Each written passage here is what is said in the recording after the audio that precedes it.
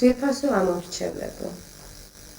ქარელის საარჩევნო ოლქში ჩემი კანდიდატურა წააყენა პოლიტიკურმა გაერთიანებამ საქართველოს ქალები არჩევნებისათვის.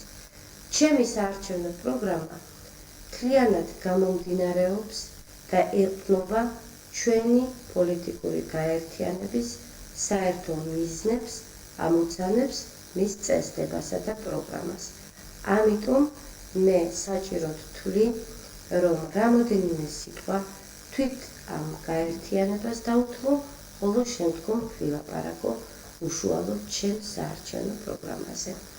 ჩვენი პოლიტიკური გაერთიანება საქართველოს ქალები არჩევნებისათვის შეიქმნა 3 თვის წინ. მან გაერთიანა 20-ზე მეტი საქართველოში დღეს აქტიურად მომქმედი ქალთა ორგანიზაცია, ვინაიდან ჩვენმა ქალებმა საჭიროდ ჩათვალეს, რომ მოეხდინათ თავიანთი ძალისხმევის კონცენტრაცია, მისი გაერთიანება, რათა ჩვენი მიზნები და ამოცანები უკეთესად იქნეს მიღწეული. ჩვენ გაერთიანებას სათავეში ჩაუდგა ქალბატონი ნანა დევდარიანი, აწუღო-ყოფილი პარლამენტის წევრი, დანარჩენი მისი წევრები, პარლამენტის წევრები არ ყოფილან ჯერჯერობით და ესენი არიან საკმაოდ ცნობილი და კვალიფიციური იურისტები, ეკონომისტები, ისტორიკოსები, არიან ჩვენ შორის ექიმებიც და ზოგიერთი სხვა პროფესიის ადამიანები. ყველანი ისინი თავიანთი საქმის კარგი მცოდნე ხალხია და ამავე დროს არიან მაღალი მორალური პიროვნული თვისებების მატარებელი ადამიანები.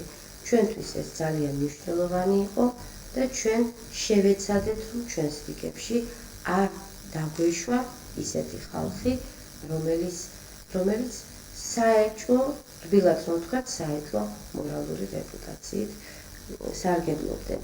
რადგანაც ჩვენი ღრმა რწმენით პარლამენტში უნდა იყოს არა მარტო უბრალოდ პროფესიონალი, არამედ უნდა იყოს ადამიანი, რომელიც წარმოადგენს ხალხის ერის სახეს. ჩვენი ამოცანა არის, რომ აი ამ გარდამავალ პერიოდში, სანამ ჩვენი ქვეყანა სამშვიდობოს არ გასულა, ყველა ღონე ვიხმაროთ იმისათვის, რომ დავიცვათ ქალები, დავიცვათ ბავშვები, დავიცვათ მოხუცები და მოვახერხოთ ის, რომ აი ამ უკეთეს მომავალს მომზადებულები შევეგებოთ. რაც შეეხება ჩემს საარჩევნო პროგრამას, იგი ძირითადად 3 ნაწილისაგან შედგება. პირველი, ეს არის ეკონომიკური ნაწილი და ჩემი მიზანი არის, რომ ყოველმხრივ შევუწყო ქარელის ეკონომიკის აღორძინებას ხელი. რადგანაც ყველაფერი ეკონომიკით იწყება და ეკონომიკას ეფუძნება და თუ არ იქნება და თუ არ მოხდება ეს ეკონომიკური გამოცოცხლება ქართლში, მაშინ ყველა სხვა სურვილი კულტურული აღორძინებისა, თუ განათლებისა, თუ სხვა ხელოვნების განვითარებისა, ეს ყველაფერი მხოლოდ და მხოლოდ სურვილად დარჩება. მე მიმაჩნია, რომ აქ უნდა კომპლექსურად განვითარდეს მაღალპროდუქტიული სოფლის მეურნეობა და გადამამუშავებელი მრეწველობა პირველ რიგში და ეს უნდა იყოს მყარი ბიუჯეტის შექმნის საფუძველი, ისეთი ბიუჯეტისა, რომელიც საშუალებას მოგცემს ქართლში განავითაროთ ყველანაირი სხვა ნორმალური და შეუქმნათ ნორმალური ცხოვრების პირობები. მეორე ნაწილი, როგორც მოგახსენეთ ჩემი პროგრამისა, ეს არის ის, რომ მე ყველანაირად უნდა შევეცადო ვიზრუნო აქაური სოციალურად დაუცველი მოსახლეობის ჯგუფებისა და ფენებისათვის. ეს ამის საშუალებას მე ვფიქრობ მომცემს ის, რომ ჩვენი ქალთა ორგანიზაცია, ეს პოლიტიკური მოძრაობა, მჭიდროდ დაუკავშირდა უკვე საერთაშორისო ქალთა მოძრაობას, საერთაშორისო ქალთა ორგანიზაციებს და გარკვეული ჰუმანიტარული დახმარება, რაღაც დამატებითი სახსრები, აქედანაც შეიძლება მოვიზიდოთ, აგრეთვე ჩვენ თუ კი პარლამენტში ვიდგებით, უფლება გვექნება ჩავდგეთ საქმის კურსში მთლიანად იმ ჰუმანიტარული დახმარების განაწილების საკითხებში და აქედან გამომდინარე მე ვფიქრობ, რომ ეს შეეძლოთ ამ საკითხებშიც ზოგი რამ დახმარება გავწიოთ.